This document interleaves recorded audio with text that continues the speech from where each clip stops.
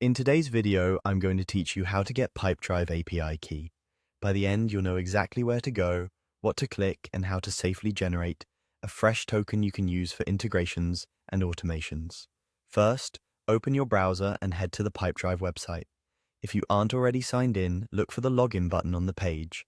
Click it and sign in using your work email and your usual method, whether that's a password or single sign-on. Once you're in, you'll land inside your Pipedrive account. From here, navigate to Setup. Depending on your layout, Setup may appear as a gear icon or as a labeled option in the main navigation. The goal is to get to the area where you can manage your account level settings.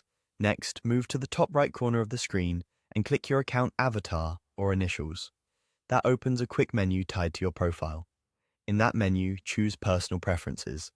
This is where Pipedrive keeps user-specific controls, including the section we need for API access. Inside Personal Preferences, look for the API option. It typically appears as a tab or link near the top of the page. Click API to open the API settings for your user. This page is dedicated to your personal API access and is the place you'll generate and manage your token. On the API page, make sure you're in the right area for token management. You should see your current API details or the option to create a new one. When you're ready, click Generate New Token. Pipedrive will create a new, unique token for your user. After the token appears, copy it right away and store it in a secure place, like a password manager. Treat it like a password, don't share it publicly, don't paste it in screenshots, and never commit it to code repositories. If your workflow requires sharing access, consider using environment variables or a secrets manager rather than placing the token directly in your code.